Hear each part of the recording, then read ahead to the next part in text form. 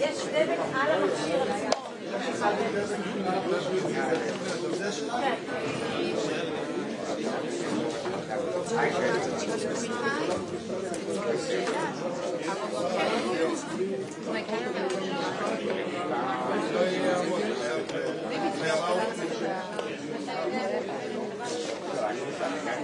Because I'm gonna communicate with the government and like disturb it.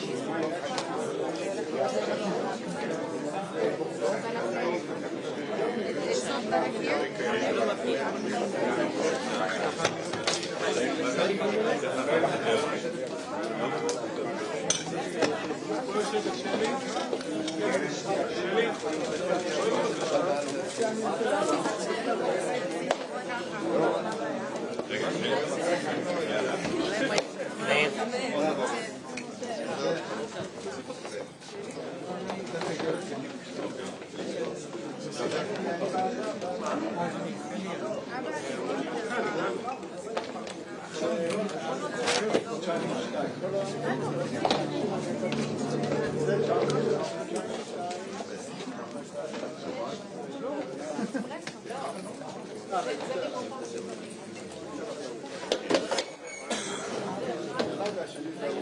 Hey, da.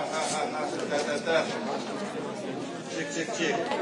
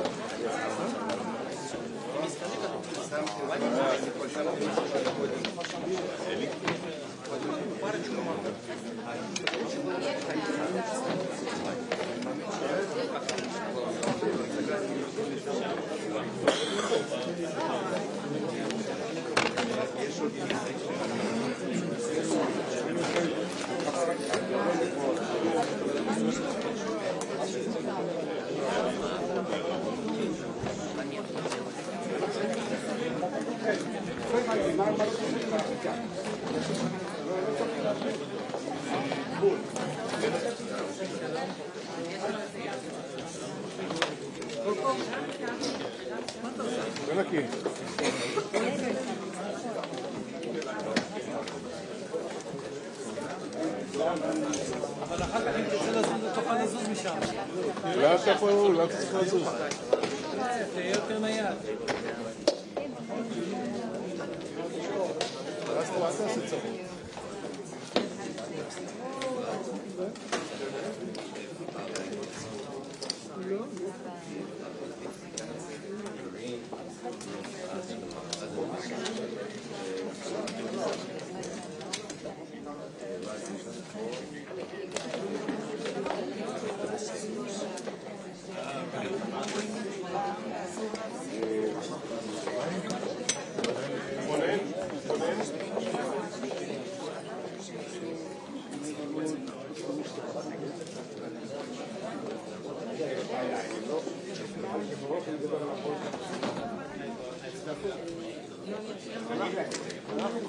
יש פה וי-פיי? יופי.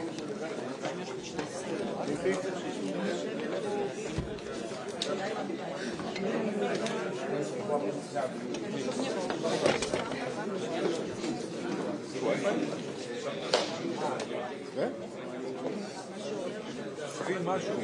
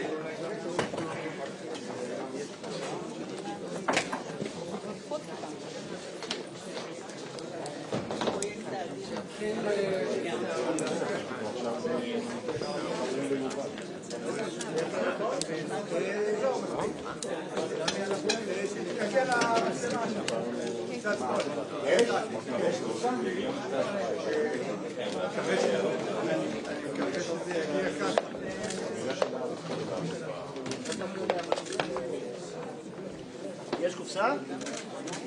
יש קופסה למישהו חברים? גם לי כזה.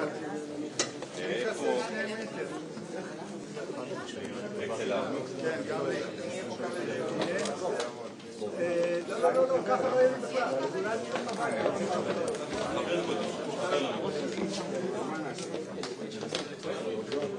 אולי נתחיל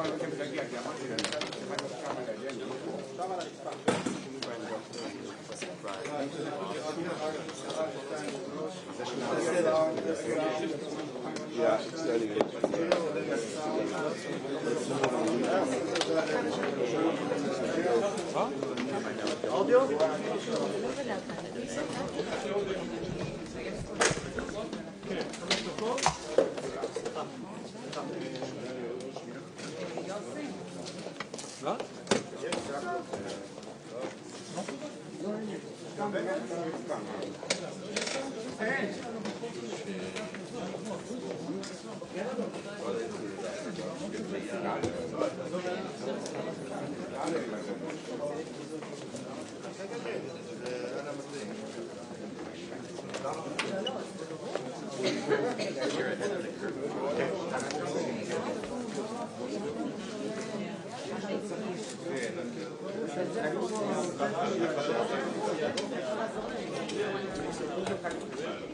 Well, that's true.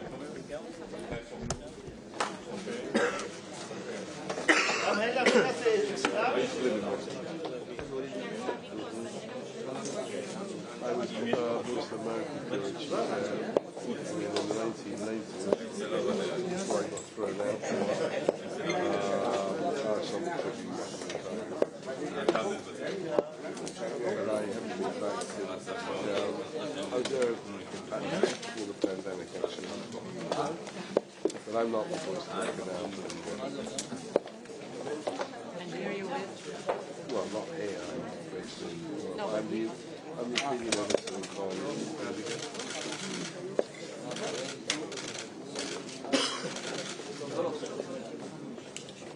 Hello, everybody. We will be getting started in just a few minutes. We're getting one of the speakers who's going to be on remote by Zoom, and then we'll get started.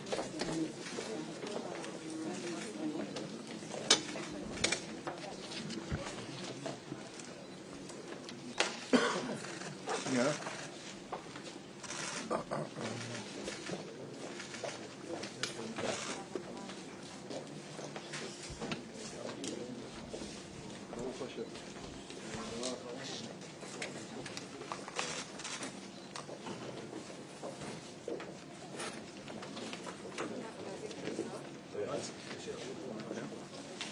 שלמה, תעשה לי דברים. עוזר לי רישום, רק אצלי בגלל. אבל יש פה במילא עוד אחד. זה לא קשור. כן, כן.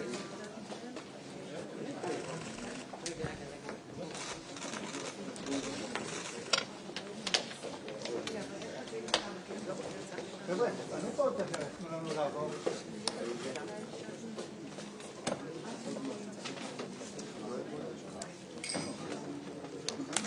אין בעיה,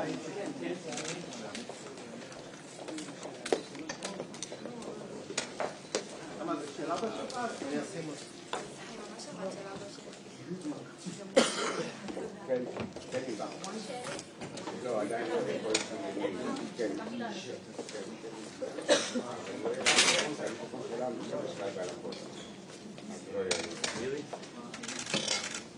Really?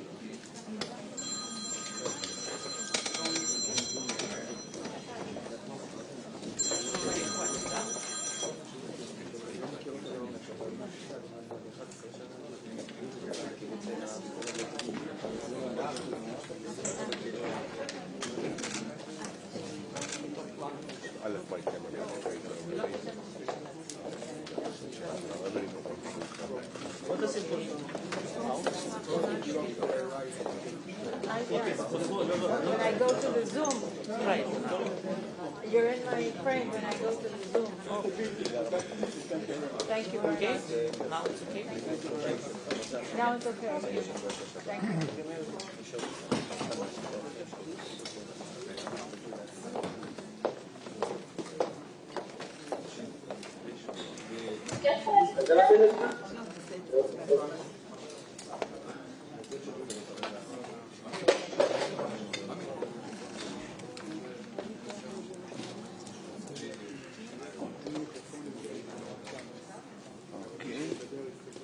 אחת, שתיים, שלוש, אוקיי.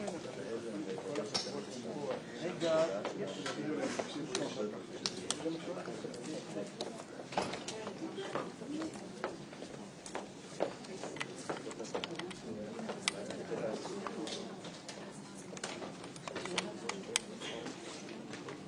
Well, see if they're available.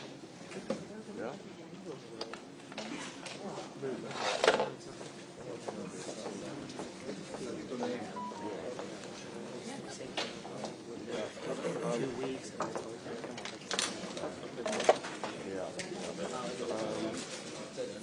Yeah, I think so. I think at least three. I mean, the comedian would be good to do it. There's a good. They'll only need 2 years. Comedians then down there. I don't know where he's based.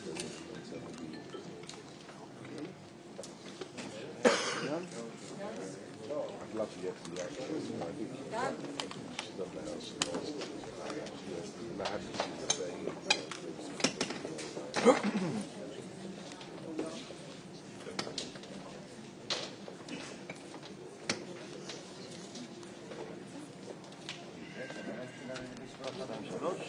אחת, שתיים, שלוש.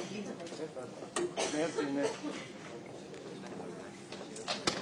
מאיר, לינשון.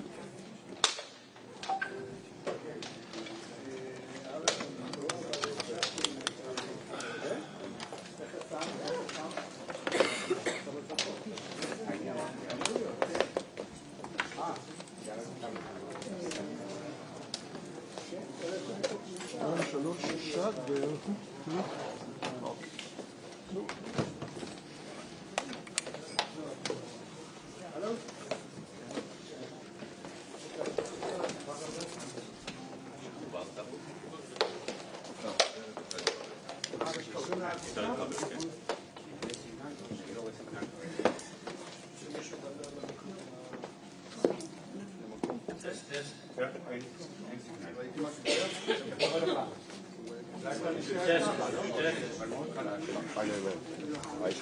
I let them know I've arrived.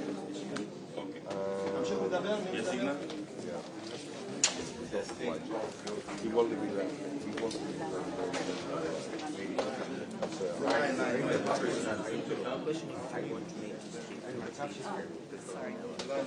I think so. I mean,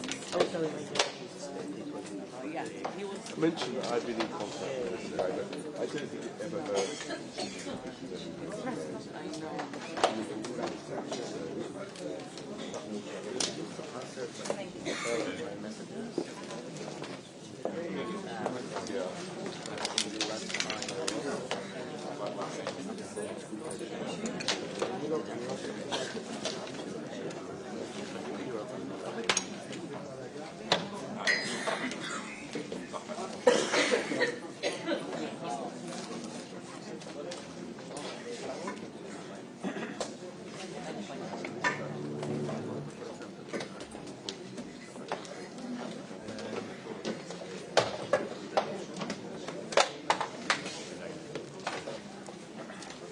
Test, 1, 2, 3, test.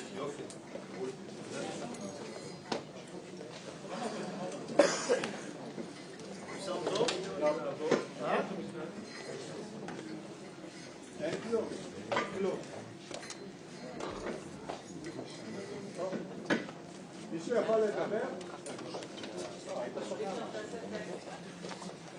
טסט. דבר? כן. עוד? אני נוכל להתחיל בעוד דקה. להגיד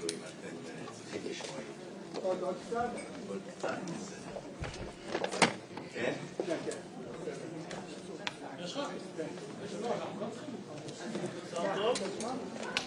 תגיד כמה מילים בבקשה. סאונד תקין יוצא מהבקשה. סאונד תקין? כן, אפשר להתחיל? אוקיי. אבל כולם יבואו לדבר מפה, נכון? כן, כולם יבואו לפה. אוקיי. טוב שנזכרתם שעה לפני הזמן. We're about to start anytime Miri tells me. Okay. Good morning, everybody.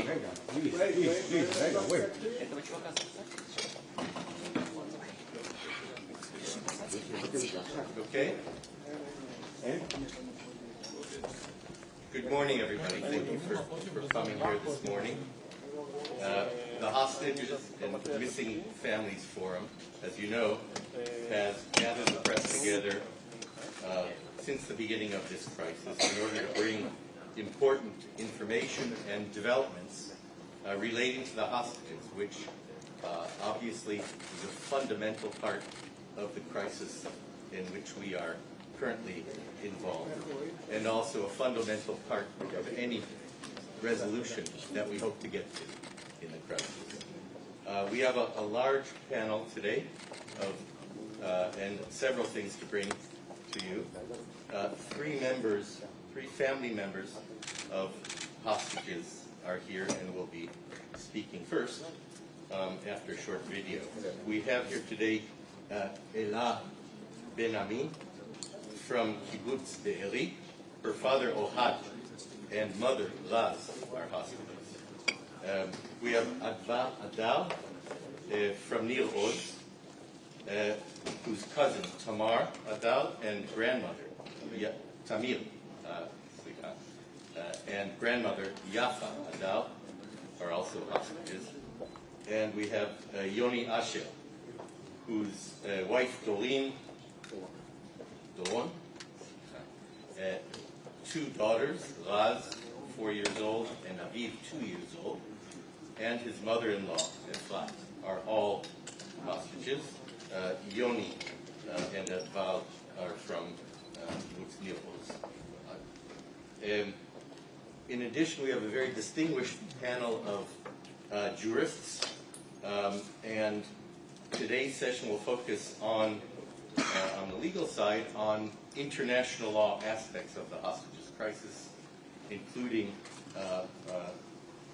the nature of the crimes by Hamas relating to the hostages, potential steps, enforcement steps that are intended to be taken, and we will also be introducing a new website that has a lot of information and video of the atrocities and abuse that we're dealing with. Let me just very briefly introduce the panel now and get it out of the way. First, we have Professor Aaron Barak. For those of you who may not know, we're new to the country. He was, among other things, the president of the Israel Supreme Court from 1993 to 2006. Previously, he was a judge on the Supreme Court, the Attorney General prior to that, and a professor of law, writing in many different areas. Next to him is Justice Dorit Benish, also Justice Barak's successor as president of the Israel Supreme Court. Prior to serving on the Supreme Court, Justice Benish was the state attorney and worked in the state attorney's office for many years, including in the High Court. She headed the High Court division there. We will have by Zoom Professor Eyal Ben-Benisti, who is the Waywell Professor of International Law and Director of the Lauterbach Center for International Law at the University of Cambridge. He previously was a professor at Tel Aviv University and at Hebrew University, and is an expert on many areas in international law, including lots of issues related to the conflict here. We have Dr. Shelley Aviv Yeni, who is a member of the international law team at the headquarters of the Families Forum. She has a PhD from Bar-Ilan University and a master's in international law from Oxford. Advocate Yuval Sasson at the end, who is a partner at the Meitar law firm, has expertise in defense, homeland security, public international law. Earlier in his career, he was a deputy state attorney in the international department at the state attorney's office, where he dealt with these kinds of issues as well. Finally, we have Eran Kamin, retired Major General in the Israel Police, long career in which he was, among other things, the head of the investigations division, the head of the National Fraud Investigation Unit, and much more. Those are the people. I believe that we're going to start with a short video, if I'm not mistaken, and then we'll begin with the family representatives.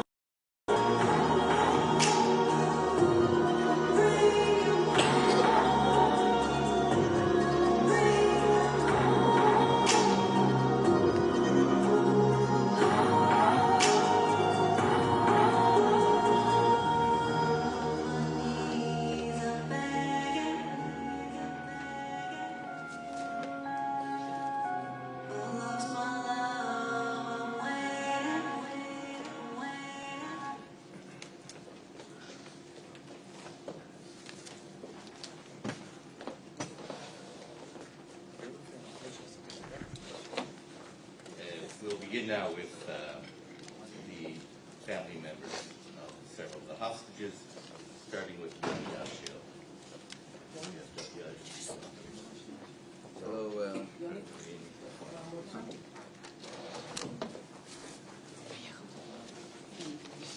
Hello. Can you hear me well? Hello, everyone. Thank you for coming. My name is Yoni Asher, 37-year-old.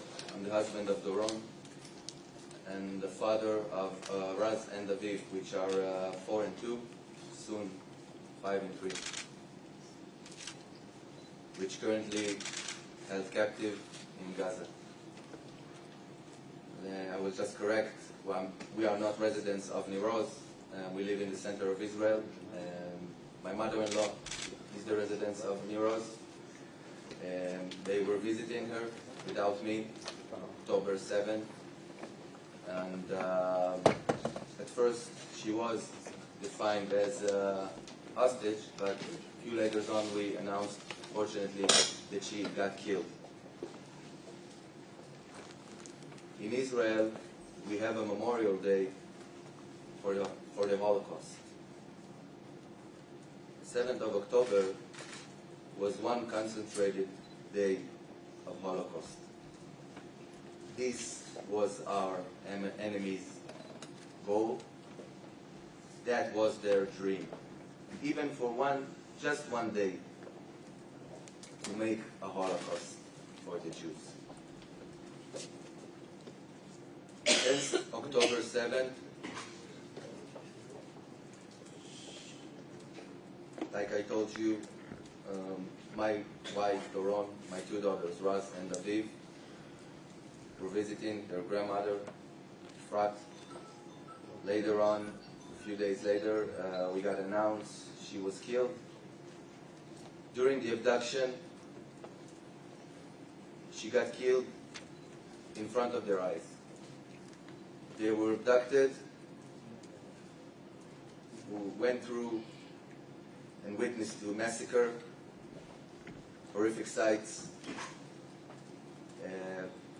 I have a video which I got, which showed they were on some kind of cart with a tractor, along with bicycles of children on this cart, and got taken to Gaza. I discovered that eventually on that Saturday, from this video, I recognized my family immediately, and I knew in that moment I knew for sure they were taken.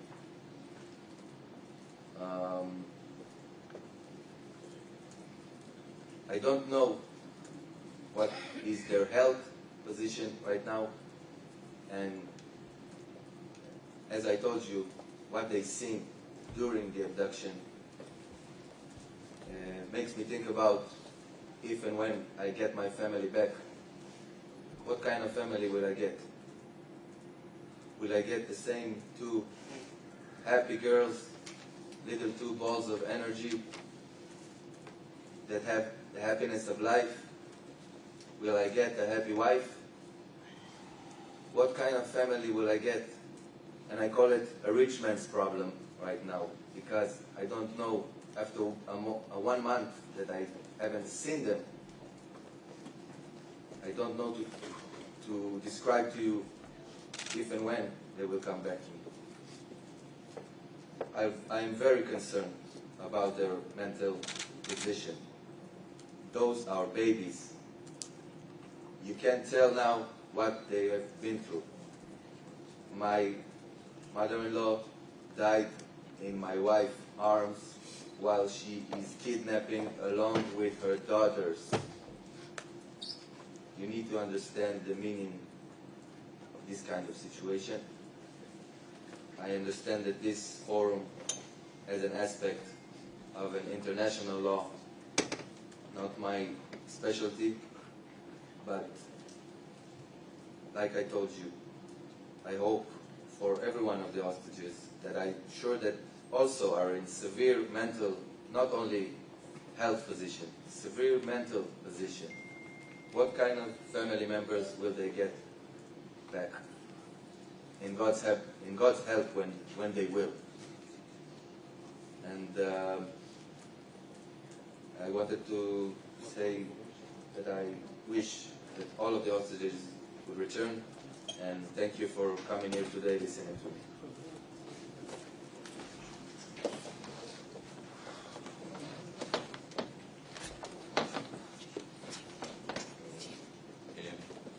Next, we'll have Ella.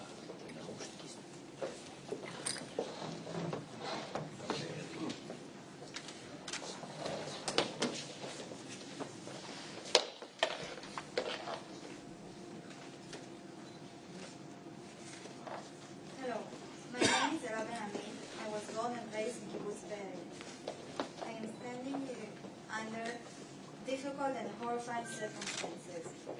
My parents, Raz and Noat Ben-Ami, were kidnapped on October 7th through the Gaza Strip by brutal terrorists. I will not speak of the pain of not having them here because of it's obvious. I will speak of the fact that my mom is an ill woman, very ill. She has tumors in her brain and spine that obstruct normal function in her hands, legs, and back. She is medicated permanently with a daily cocktail of medicine to help her function. She is now without them because of the human monsters that have taken her by force, barefoot in her PJ. She is supposed to have back surgery urgently. Her spine is worn away.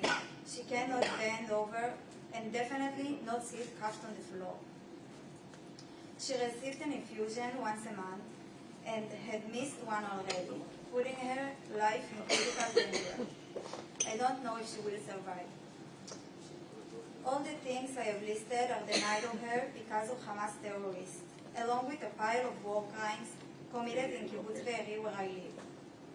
Where whole families were massacred, girls were raped, houses were burned, while people suffocated inside or burned alive.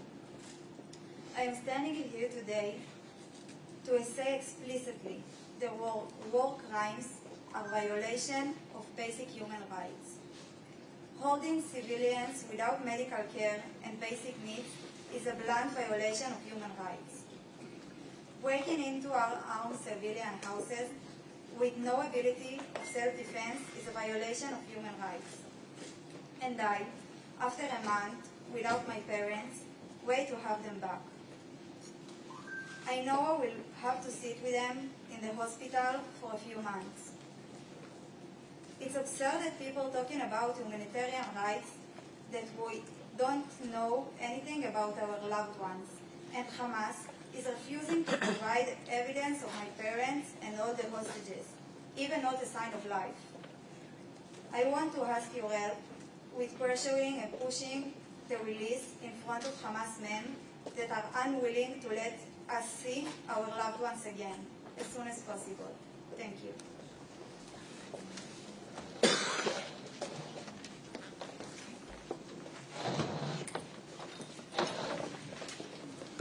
Now, Abba, Rab. Hello.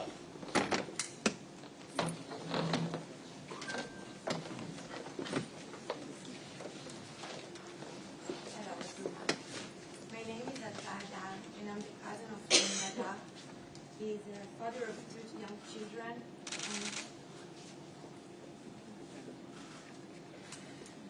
He's the father of 2 young children, and on October 7th, he left them in the safe room with his wife and went to protect his friends. We haven't heard anything about him ever since. I'm also the granddaughter of Yakada. My grandmother is 85 years old and lived by herself in Kibbutz Be'eri. She was kidnapped from her house, from the place that was supposed to be the most safe for her. 4 terrorists took her on a golf cart. Armed terrorists took her from her bed. My grandmother is ill. She's taking medication on a daily basis for her body systems to function and to relieve a lot of pain she's suffering from. I don't know how long can she survive without her medication. I do know that every minute for her is a nightmare. I do know that we can't let her die slowly, painfully, alone, being held hostage in Gaza. that can't be the end of her story. She doesn't deserve it. No one deserves to die in her age, in her condition, alone, being held hostage. I'm asking you to look at my grandmother's face and think about your own grandmother. Can you even imagine her captive in Gaza in this unhuman situation? Can you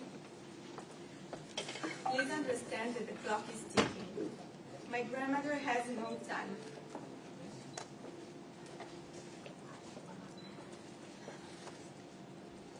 Please don't look at the other way. Shout your shout and demand a return back home now. We need to do whatever it takes to bring them back. Use sanction on the Hamas leadership and make sure they understand there is no other way but bringing the hostages back home. We ask the Red Cross to get involved, meet the hostages, check their medical condition, and bring them medication and medical care. Humanitarian supply that enters to Gaza should be only attached with humanitarian supply to our hostages. We won't accept any ceasefire without the release of the hostages. For my grandmother and a lot of other hostages, it might not be tomorrow. We need to bring them home back now. Thank you.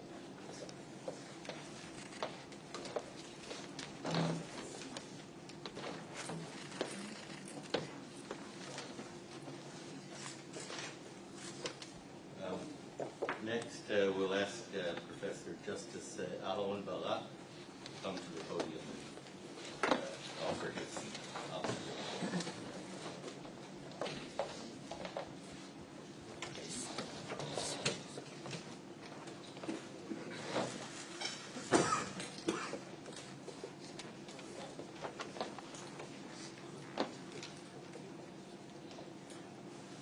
Let me make 3 points. The first one has to do with a letter I sent 10 days ago to the President of the International Red Cross. I know her. She knows me. And in this letter I wrote what I think are the obligations of the Red Cross. She's heading. Let me just cite from my letter. I urge the Red Cross to take a strong stand as far as the Israelis kidnapped 2 weeks ago from Israel to Gaza and held by the Hamas. It is the duty of Hamas to allow the Red Cross to visit the 203 Israelis who were captured by them, including kids, elderly people, to provide us their names and to release them. Yesterday she called me back. We had a long talk. She said that she was very happy to get my letter. She said that the Red Cross is doing as much as they can to fulfill their duties, but of course they have not an enforcement power. She told me that she knows me very well, and she read my articles, and I think I met her twice in Basel. She is a graduate, she has a PhD from the Basel University. And we closed our meeting, our talk, by saying that let's keep in touch. And so I say to you, those who are involved in the activities, to use this link we have with the Red Cross. She told me apropos that they are in a very strong connection with the Israeli Army's legal advisors to see that all the requirements of the international humanitarian law are fulfilled. Which brings me to the second point. Needless to say that what Hamas has done is in violation of international humanitarian law. I don't think I have to add too much. It's basically as near as one can have to genocide. But I want, and that's my third point, to stress that to the best of my knowledge, based of course of what I see on the Israeli radio, TV, and reading the Israeli papers, not more, I have no direct link to what's going on. But to the best of my knowledge from the information I do have, the Israeli army complies with the international humanitarian law in its fight in Gaza. Because here, I think people don't realize that, yes, Israel is obliged to fulfill international humanitarian law. We in the Supreme Court have many, many judgments to this effect. And the Israeli army knows it, and they advise the Israeli army. And as I said, I do think that those rules are fulfilled. There is a duty, of course, on every army to see to it that the collateral damages would be as little as possible. And I wrote a lot about collateral damages, and to the best of my knowledge, the army fulfills it. Collateral damages is not based on numbers. If the Israeli army kills 10 and they kill 5, then we reach the collateral damages rule. That's not the way to see it. It is basically a proportionality test. It is basically a test which takes into account the needs to fulfill the purpose of the army and the needs to take into account the life of innocent people. And the Israeli army was educated very well that those tests, or these tests of balancing, will be fulfilled. So I do hope that the world will understand in the situation we are in. We have an enemy who violates every rule of international humanitarian law. And we have an army who tries, sometimes mistakes are done, of course, who tries not to kill civilians, innocent civilians, and who is obliged to minimize the collateral damages as they can, and they do it. Thank you very much.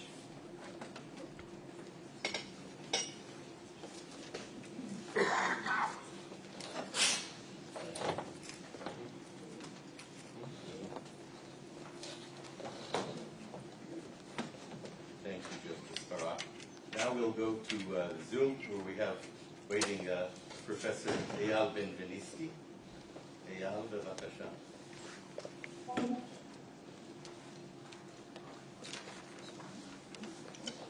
Hello. I wish to describe the position of international law with respect to the abduction of civilians and their forced disappearance.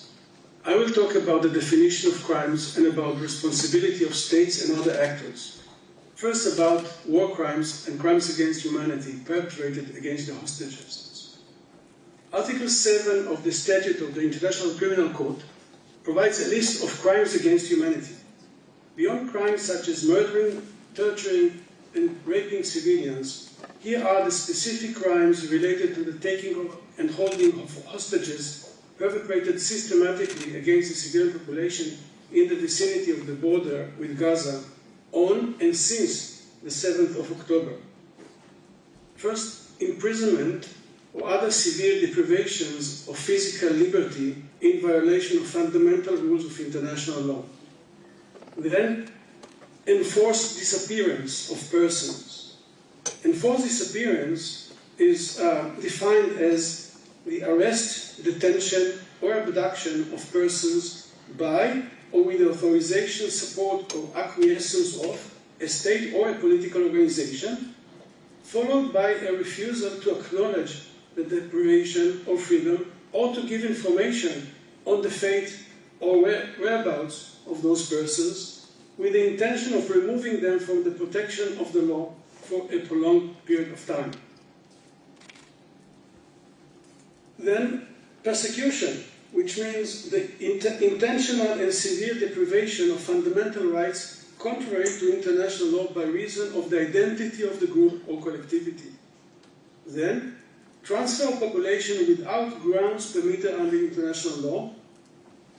And finally, other inhumane acts intentionally causing great suffering or serious injury to body or to mental or physical harm. This was the list of crimes against humanity. Now to the defined war crimes by the same statute. These include unlawful deportation or transfer or unlawful confinement, then the taking of hostages, and finally committing outrages upon personal dignity. So these crimes, the holding of hostages violate also a number of international human rights treaties, such as the Convention Against Torture, the International Covenant on Civil and Political Rights, and the Convention on the Rights of the Child. Let me move to the question of responsibility. Obviously, all individuals are criminally responsible for war crimes and crimes against humanity that they commit. Beyond this, the Hamas, as a political and military organization in control over the Gaza Strip, is responsible under international law for any violations and crimes committed by its agents, and it is now responsible for the human rights of individuals held within the territory under its control. This has been acknowledged by the United Nations Secretary General and by several UN Special Rapporteurs who have called upon Hamas to release all hostages immediately and unconditionally. Finally, I want to address the question of responsibility of other states and of international organizations. Crimes against humanity are crimes against humanity.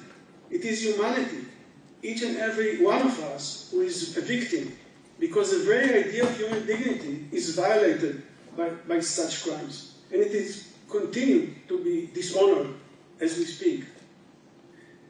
This can explain why, under international law of state responsibility, all states can regard themselves as directly injured by such crimes, and they have the right to respond. But it's not only the right to respond, there is also a responsibility to respond. Under general international law, and specifically under international humanitarian law, all states, including those that are not parties to a conflict, are under an obligation to ensure that the requirements of the law are complied with. And this is acknowledged by the International Court of Justice. Let me read from Article 38, Paragraph 1 of the Convention on the Right of the Child, which is particularly telling and to the point in this context. In this article, states parties undertake to respect and to ensure respect for rules of international humanitarian law applicable to them in armed conflict which are relevant to the child. So anywhere on earth where children are being deprived of their rights, under international law, state parties have the obligation to respect and to ensure those rights. It is the responsibility of all states to do all in their power to end the continuous commission of crimes against humanity and war crimes, and to prosecute the perpetrators. It is the responsibility of the Red Cross and UN treaty bodies and other UN actors to do the utmost to end the commission of these crimes. Thank you very much.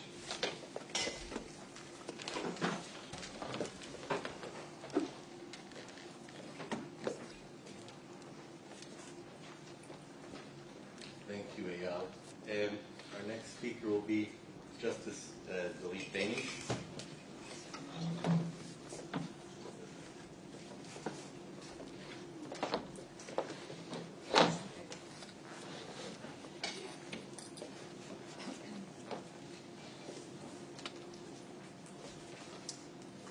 We just heard now very clear legal analysis of the situation under international law, and I think we can nothing add. It's so clear that all that we are discussing are crimes, crimes against humanity, crimes against and war crimes. October 7th, almost a month ago, was the international community received a war sign. Warning of danger to states in the world, to every human being, is what happened here, and we have to realize it. What happened on that day was a brutal attack on innocent civilians who celebrated a holiday with friends and families. Babies, kids, their parents, mothers and grandmothers were murdered, shot in the beds, wounded and kidnapped by war criminals. Don't be mistaken. Don't mix it with war for freedom of anyone. This is not a war for freedom.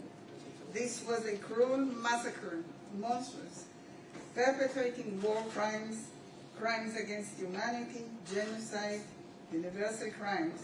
You don't need to be an expert on international law to identify the behavior of Hamas as war crimes. Worse than ISIS, crimes we never saw before. Those are crimes against humanity, against every human being. Anyone can be the next victim. A terror organization that keeps babies, children, and elderly women as hostages without medical care that they need. No access to the Red Cross, to medical treatment, or any information, even information about their fate and their conditions. We demand all the states, as we heard now from the legal point of view and from the human point of view, from all international organizations, from every country who is a member in our international community, to insist to immediate and unconditional release of the kidnapped hostages. Moreover, every state, every civilized organization in society has to stop any assistance to Hamas and to ban their inciting propaganda, which is now spreading all over the world. Time is at the essence. We demand urgent proactivity.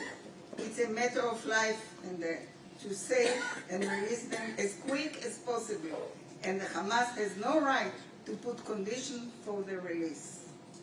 I'm sure that every state that knows what happened is bound to act immediately to release not only their own citizens that are captured there, and we know that there are many, many citizens of other states, everybody who were just captured because they were there, but all of them, no matter if they're Israelis or others, all of them are kept in the hands of cruel, inhuman war criminals. I think that we are expecting everybody to cooperate and to do everything with sanctions, to put all the power of states to stop this crazy, cruel world that we found now, we saw them now, and I think all the communities in the world, organizations, states, formal and informal, should cooperate as quick as possible to make an end to this nightmare. We wish it will really be very quick and very efficient.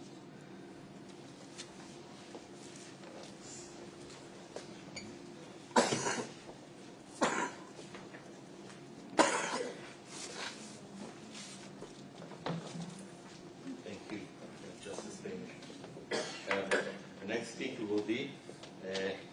Dr. Shelley Habib, please.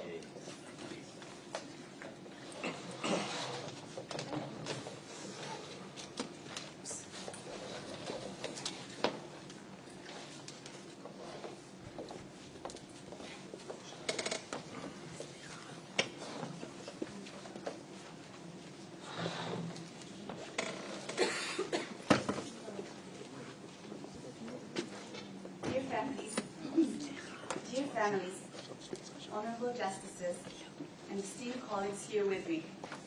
First, my heart goes out to the families who have been forced to deal with this nightmare for the last 28 days. I owe it to them to call upon the international community to demand the release of their loved ones. The term international community is rooted in ethical and moral considerations, a community of values which, when disrupted, requires a decisive response. The brutal, premeditated attack, the kidnapping of civilians in their own homes, constitute gross violations of international law, as well as the gravest violations of international criminal law. In the wake of the unbearable atrocities of the Holocaust, the international community gathered and declared, never again. Never again. Much of modern international law has been shaped by the lessons learned from the tragedy of the Jewish people.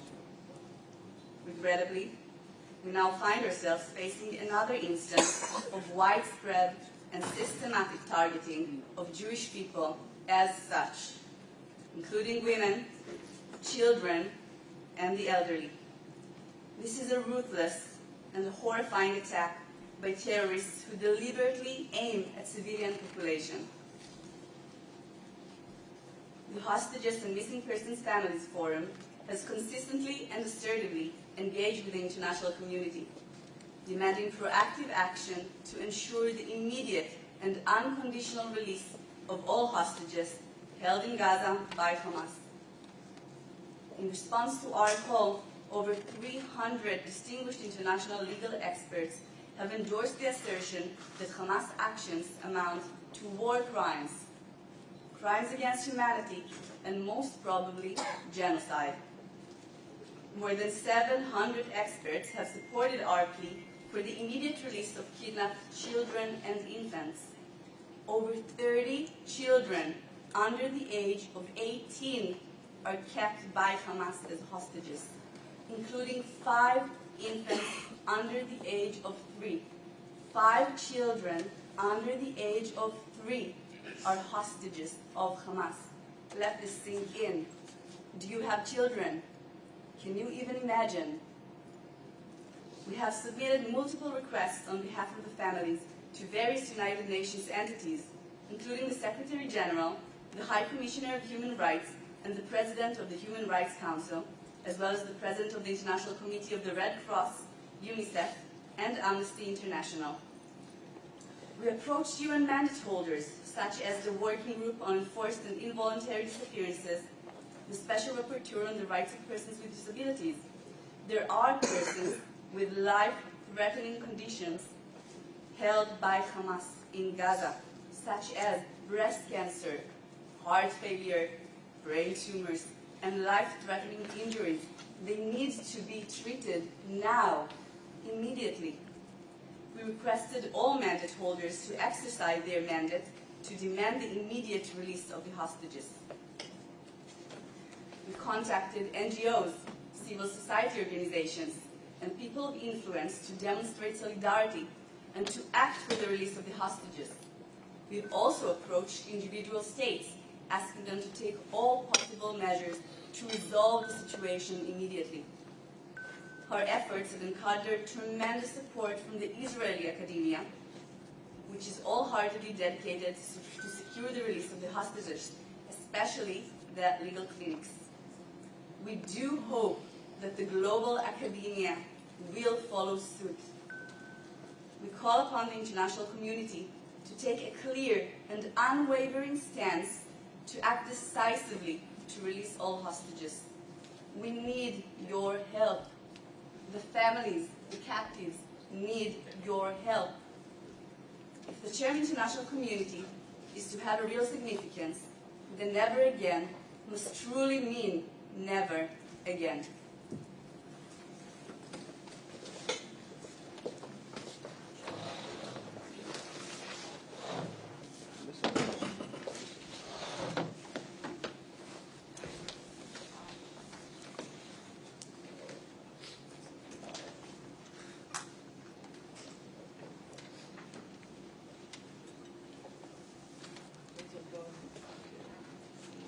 Thank you, Shelley. Now we have Advocate Yuval Sasson.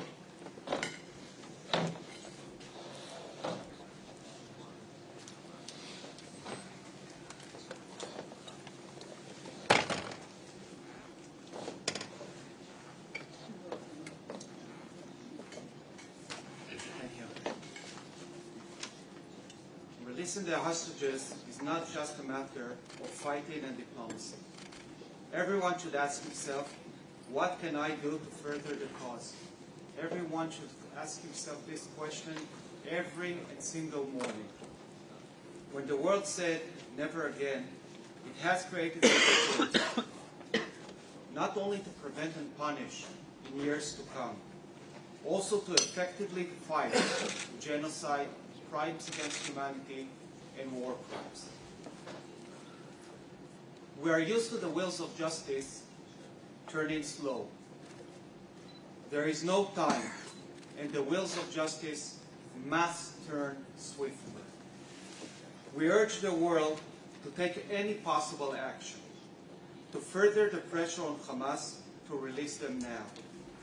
Hamas crimes, as we've heard, are crimes against humanity. As such, they are universal by nature, meaning every and any country has jurisdiction over the matter. Every single country in the world. Hamas has said to kill every Israeli and every Jew. By this, they have committed a crime of genocide.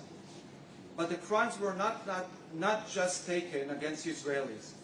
They were taken against human beings, infants, children, women, men, and elders.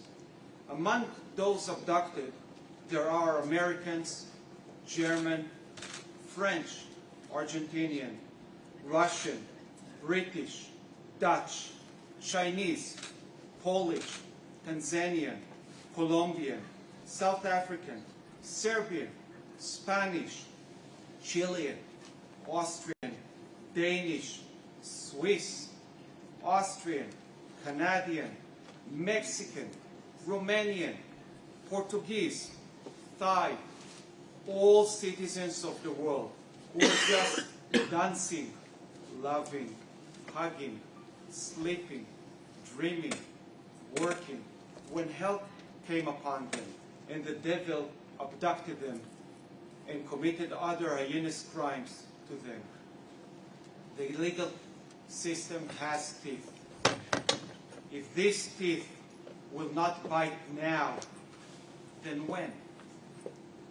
We are acting to ensure that those responsible, directly and indirectly, as aiders and abettors, financiers, supporters of Hamas ideology, all must be tried and brought to justice. All must pay a price. Our actions are not just set against those that no language has a word to define or to describe what they have done, their atrocities. Our actions are against their leaders, sitting in 5-star hotels and traveling in private jets. Our actions are against those that finance them, that still are financing them.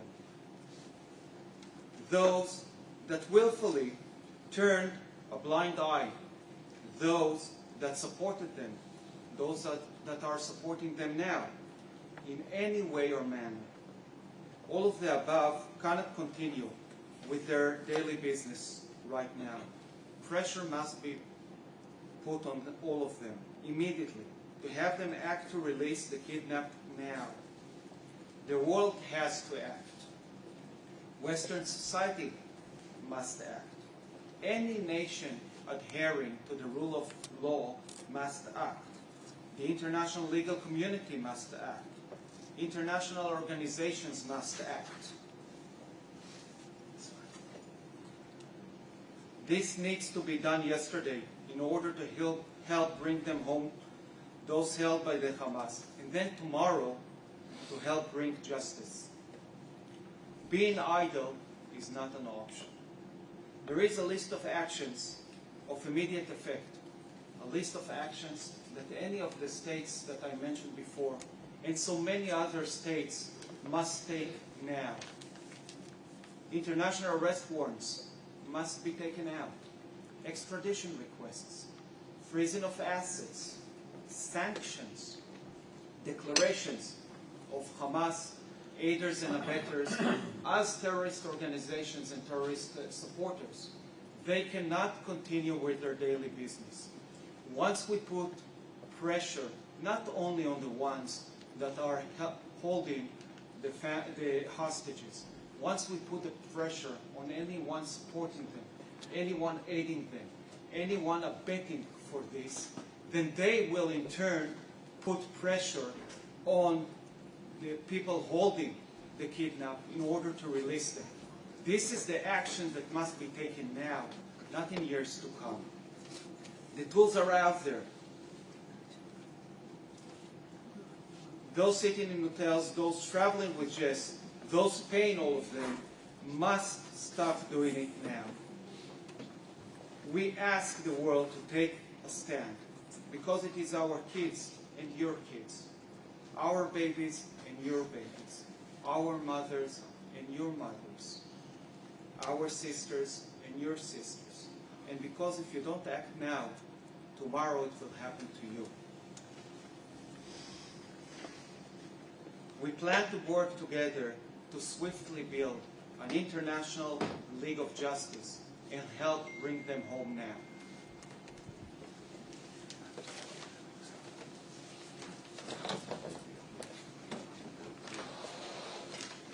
Thank you. Our final speaker is General Iran.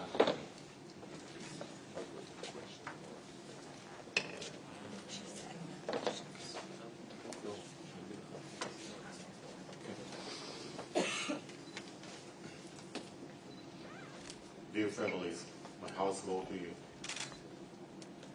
Following the tragic massacre crudely orchestrated by the terrorist organization Hamas on October 7, we found ourselves in a state of profound sorrow and anger. A malicious attempt by the terrorist organization to target us solely because of our Jewish identity has not only taken us by surprise, but has also deepened the sense of loss and pain in our community. However, we firmly believe that pain and sorrow should not define our course of action.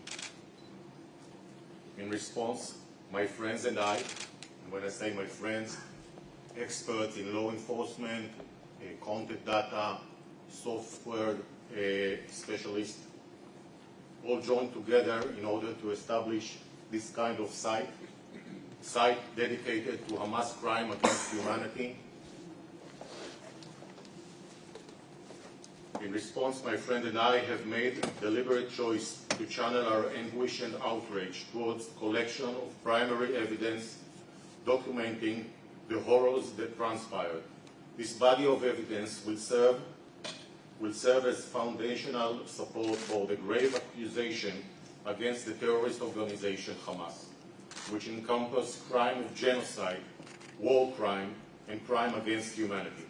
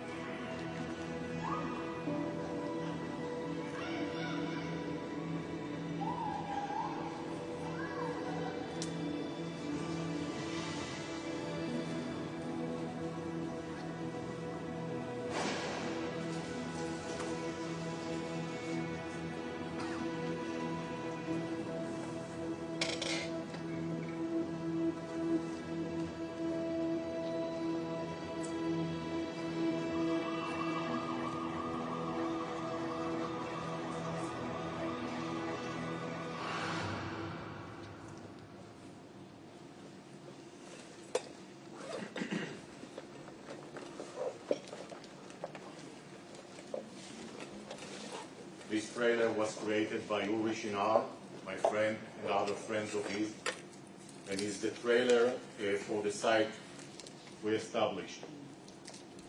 This is a soft version of what you can see in this secure site, which is aimed, this website is dedicated to documenting the Hamas crimes with the primary purpose of unifying the international community in demanding that Hamas and their international enablers release the hostage unharmed and without further delay now. I'll briefly show you how the site looks like. Just don't want you to expose to the categories that are in the site, but believe me, you don't want to see it. It's a secure site, as I mentioned. Throughout history, there have been moments when the world stood silent in the face of unimaginable horrors. We, however, are resolute in our determination not to remain silent. It is our solemn duty to present the world with the indisputable evidence that lays bare of the evil deeds, the brutality, the murder, the animalistic violence exhibited by the terrorist organization known as Hamas ISIS.